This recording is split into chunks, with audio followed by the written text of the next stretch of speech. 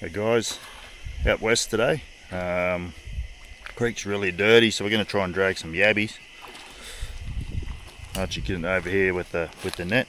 He can explain to you what he's doing. G'day guys. Just got a drag net here. Just homemade one. Just a bit of rope and some mesh and some metal. So you just sort of chuck it out, let it sink, and then just pull it back. You pick up all the leaves, and that's sort of where the yabbies hide. That's pretty simple. Yeah, we call it a yabby rake. This is just a gully on the side of the road. The road's over there, you might be able to see that. And so basically you just find these little water holes along the gully and just drag along them.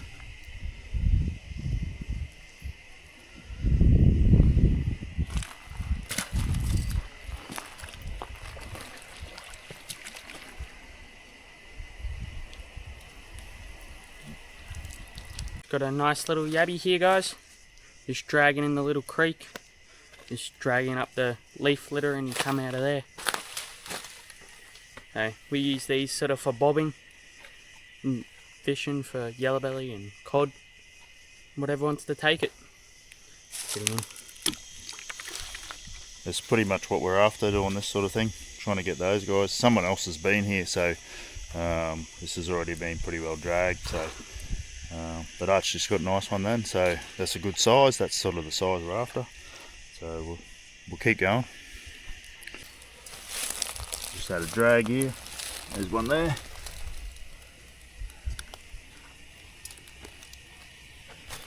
He's there. Let me just pick him up. Oh, he's holding on to the shot cloth. There you go. He's a little bit on the small side, but nevertheless he's still big enough. Pop him in the bucket.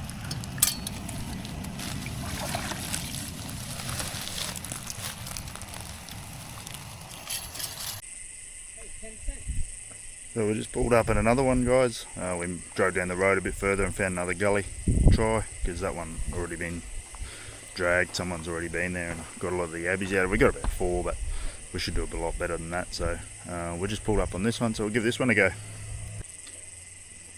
I'm a big believer in, if you come somewhere, you leave it better than when you came. I just picked up some rubbish, so I'll throw that in the car and I'll take it back, put it in the bin. Some evidence here of the local wildlife. These are more than likely dingo footprints.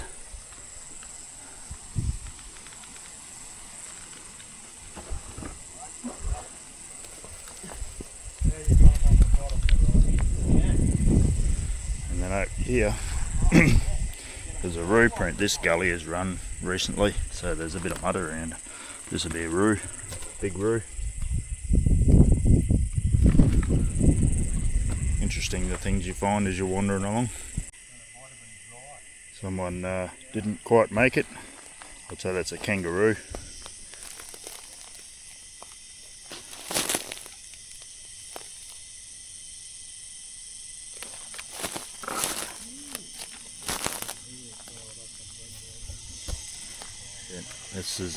This is nature. What we want.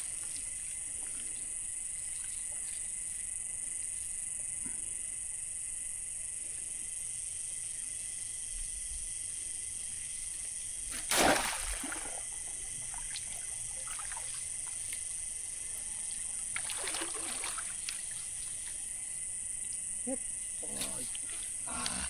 Jumped out. Baby. Oh, baby. Little baby one. Baby one.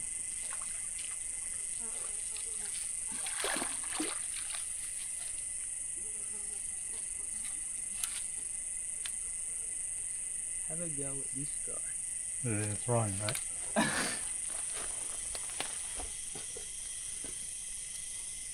Little baby fella.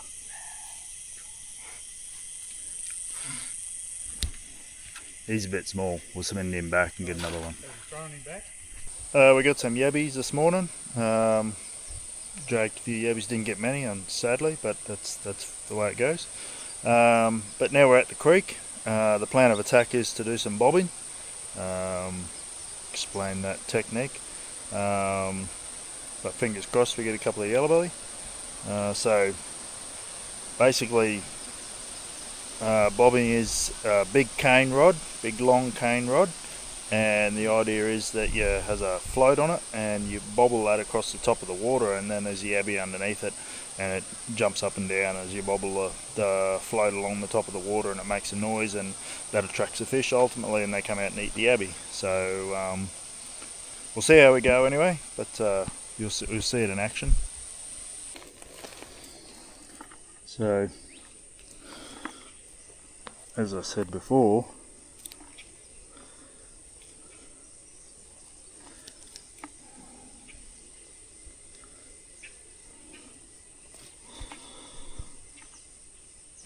a decent sized hook on there, the yabby, put the yabby on. So, and then a sinker on the hook there, which runs up to float. In this case we got a cork, and then that runs to the rod here. It's just tied on the end of the rod there, and then we got a big long rod, cane rod. This one's, I don't know, 3.5 meters. And then the idea is, let's head down to the water.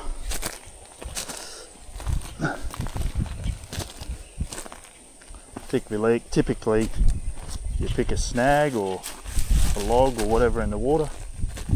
Don't have to, sometimes you'll pick them up in between, particularly if they're really biting, which we don't know that yet. But basically, drop it in there, and you splash the cork on the top of the water. Not sure if you can see that through the reeds. That cork makes a noise. Not sure if you can hear it.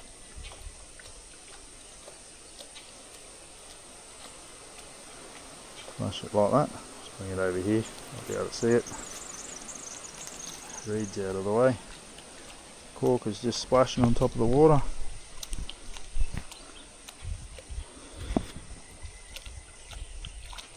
And the idea is then the yellowbelly comes and grabs the yabby on the bottom as it moves around, and then the cork makes a noise on top of the water, slapping around. So we don't know if they're biting or what's happening. Don't know anyone that's been out or anything, so don't have any reports. We're just kind of winging it.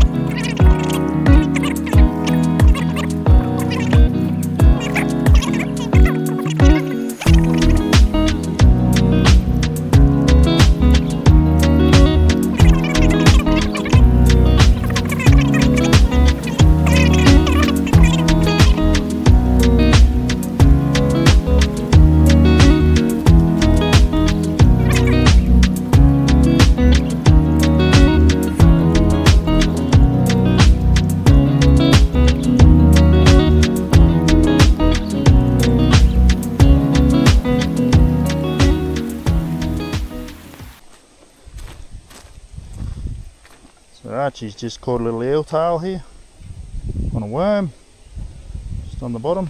Beautiful little eel tail, nice and healthy. Beautiful. Send him home. You don't keep him? No. Send him home.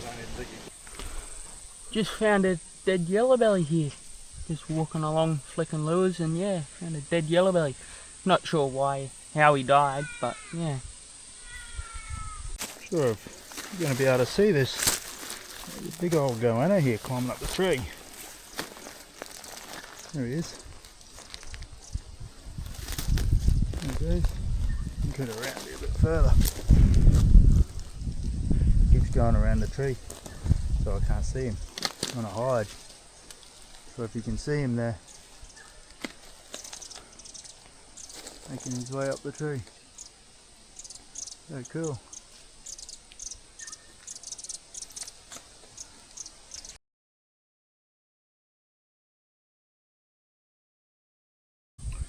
Sadly, bobbing wasn't the answer today.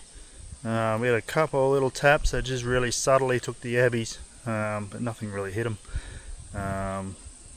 Got a couple of eel tails on a worm sitting on the bottom, eel tail catfish. But I'm going to try spinnerbait on. I think the water's still too dirty, but again, if we give it a go, because we've run out of yabbies now, we didn't get many this morning, so we'll give that a crack and see how we go. So after losing 3 spinnerbaits to the snags, actually had 2 follows, but didn't connect. They're just not really hitting, so we've reverted back to a little bit of bait, just a bit of worm on the bottom, and we're just going to see how that goes. We did have a rod end up there, and we've caught 7 eel tail catfish on it, so they're round, but we're just hoping to get a yellowbelly. So we've just ramped it up and we've spread out a bit and put some worms in for the last part of the day. Hopefully we get a yellowbelly. Well, that didn't work. It's getting nearly dark now, so we'll call it a day, and tomorrow we'll have another go.